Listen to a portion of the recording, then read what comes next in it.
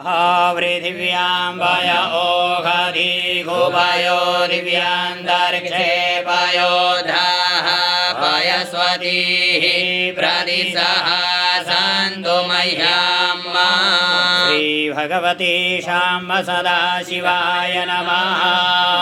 पयस्नानं समर्पयामि पयस्नानान्ते शुद्धोदकस्नानं समर्पयामि शुद्धोदकस्नानान्ते आचमनीयं जलं समर्पयामि। दधिक्रावणो आकारिधाञ्जिष्णोरस्वस्य भाजिनः सुरभिनो मोघाशरद प्राण आयो घोङ्घेतारिकत्ता। श्री भगवते उमामहेश्वर साम्ब सदाशिवाय नमः। दधिस्नानं समर्पयामि दधिस्नानान्ते शुद्धोदकस्नानं समर्पयामि शुद्धोदकस्नानान्ते आचमनीयं जलं समर्पयामि। घ्रेतां मिमिक्षे घ्रेतामस्याजो निर्घ्रेते श्रेतो घ्रेतामस्यानामा अनुक्वादमा वाम गायस्व स्वाहा घ्रेतां भ्रेकावक्षि हव्याम्। श्री भगवते उमामहेश्वर साम्ब सदाशिवाय नमः। घृतस्नानं समर्पयामि घृतस्नानान्ते शुद्धोदकस्नानं समर्पयामि शुद्धोदकस्नानान्ते आचमनीयं जलं समर्पयामि। मधुपातारेतायते मधुच्छरान्ते सेन्दवः माधुर्नः सन्तो घरीः मधुनक्तमोतो घसो मधुमत्पारदेवगुं रजः मधुद्योरस्तो नः पिता मधुमाण्डो वनस्पतिर्मधुमामस्तु सूर्यः माध्वीर्गावो भवन्तु नः। श्री भगवते उमामहेश्वर साम्ब सदाशिवाय नमः।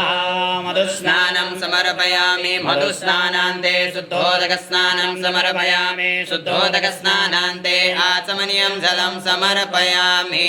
अपाग्मुरसमुद्वयसगुं सूर्ये सन्तगुं समाहितम् अपागुरसस्य जोरसस्तम्भो गृह्णामृतममुपाय गृहीतोषेन्द्रायतवा दुष्टां गृह्णाम्येकादि जोनिरीन्द्रायतवा दुष्टतमाम्।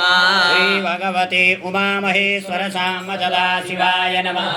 शर्करास्नानं समर्पयामि शर्करास्नानान्ते शुद्धोदकस्नानं समर्पयामि शुद्धोदकस्नानान्ते आचमनीयं जलं समर्पयामि। पञ्चनद्याः सरस्वतीमपि यान्ति सस्रोतसः सरस्वती तु पञ्चदासो देशे भवत्सरिता।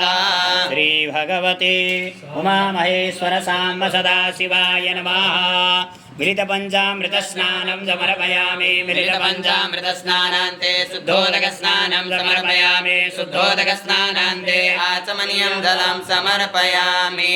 विजयन्धनोः कापर्दिनो विशल्यो बाणवामुत अनेसन्यस्य ध्यायिकव आभूरस्यानिकाङ्गधी। श्री भगवती उमामहेश्वर साम्ब सदाशिवाय नमः। भङ्गोदकस्नानं समर्पयामि भङ्गोदकस्नानान्ते शुद्धोदकस्नानं समर्पयामि शुद्धोदकस्नानान्ते आचमनीयं जलं समर्पयामि। प्रसदिया भस्मनायो निवापश्चावृथिवी भग्ने सग्नो सृजामात्रे विष्ट्वान् ज्योतिकमान् पुनरासदा। श्री भगवती उमामहेश्वर साम्ब सदाशिवाय नमः। भस्मोदकस्नानं समर्पयामि भस्मोदकस्नानान्ते शुद्धोदकस्नानं समर्पयामि शुद्धोदकस्नानान्ते आचमनीयं जलं समर्पयामि।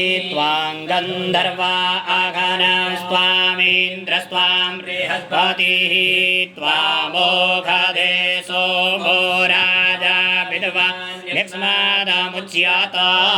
श्री भगवती उमामहेश्वर सामदा शिवाय नमः गन्धोदकस्नानं समर्पयामि गन्धोदकस्नानान्ते शुद्धोदकस्नानं समर्पयामि शुद्धोदकस्नानान्ते जलं समर्पयामि व्रीहायश्च मे देवाश्च मे माघाश्च मे तिलाश्च मे मृगाश्च मे खल्वाश्च मे प्रियङ्गाश्च मे नवश्च मे श्यामाकाश्च मे निवाराश्च मे गोधूमाश्च मे मसूराश्च मे जन्नेन कल्पान्ताम्बा श्री भगवते उमामहेश्वर सामदा शिवाय नमः तिलोदकस्नानं समर्पयामि तिलोदकस्नानान्ते शुद्धोदकस्नानं समर्पयामि शुद्धोदकस्नानान्ते आचमनीयं जलं समर्पयामि राजा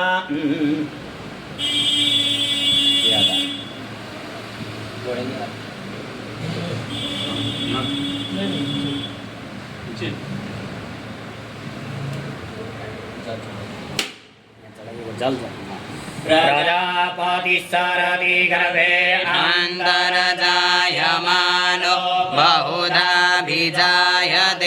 तस्य योनिं परिपश्यन्ति धीरा तस्मिन् हस्तस्तुर्भुवनानि विश्वा श्री भगवते उमामहेश्वर सामदा शिवाय नमः गर्भोदकस्नानं समर्पयामि गर्भोदकस्नानान्ते शुद्धोदकस्नानं समर्पयामि शुद्धोदकस्नानान्ते आचमनीयं जलं समर्पयामि ओखाधीः प्रतिबोधद्वां पुक्पावतीः प्रसोवारीः अश्वा इव सदिद्वारीर्वीरुदः पारैष्णवः भगवते उमामहेश्वर सामदा शिवाय नमः शुद्धोदकस्नानं समर्पयामि पुष्पोदकस्नानान्ते शुद्धोदकस्नानं समर्पयामि शुद्धोदकस्नानान्ते आचमनीयं जलं समर्पयामि फलिनीर्जा अफला अपुक्भाजा च पुक्मिणेः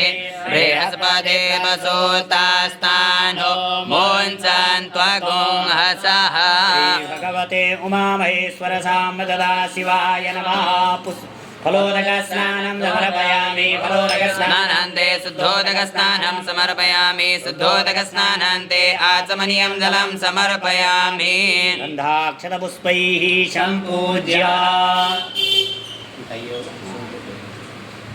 सूख करके पीछे कर दीजिए पुनः गन्धाक्षतपुष्पैः सम्पूज्य